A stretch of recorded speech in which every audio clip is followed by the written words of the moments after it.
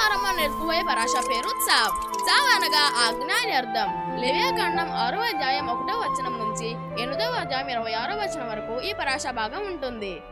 అహరోను మరియు అతని కుమారులు చేయవలసిన బలుల యొక్క సేవను కూర్చున్న విధిని మోషే గారికి హషేం చెప్పుటతో ఈ పరాశ భాగం ప్రారంభమవుతుంది.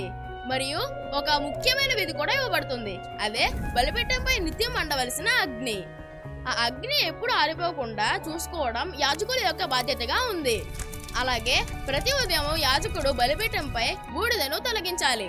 అర్పించబడిన జంతువు యొక్క క్రొవ్వును అలాగే రక్తమును తినుట నిషేధించబడుట మరియు ఒక ఆసక్తికరమైన విషయముగా ఉంది. మొట్టమొదటిసారిగా తన సేవను ప్రారంభిస్తున్న యాజకుడు నైవేద్యమును అర్పణగా తీసుకుని రావాలి. అయితే ప్రధాన యాజకుడు దీనిని ప్రతిరోజు తీసుకుని రావాల్సి ఉంటుంది. అర్పణలలో కొన్ని భాగాలు అనగా పవిత్రమైనవి మాత్రమే యాజకులు తినవలెను మరియు అవి హషేం చెప్పిన కాలమందు అలాగే స్థలమందు మాత్రమే తినవలెను.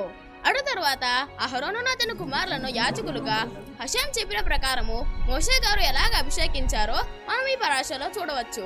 వారిని పరిశుద్ధపరచుటకు వారిపై అభిషేక తైలమును పోసి అహరోనుకు మరియు అతని కుమారులకు యాజక వస్త్రాలను ధరింపజేశారు.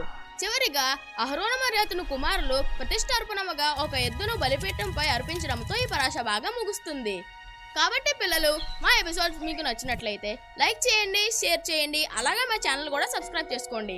వచ్చే వారం కలుద్దాం పిల్లలు. షలోమ్.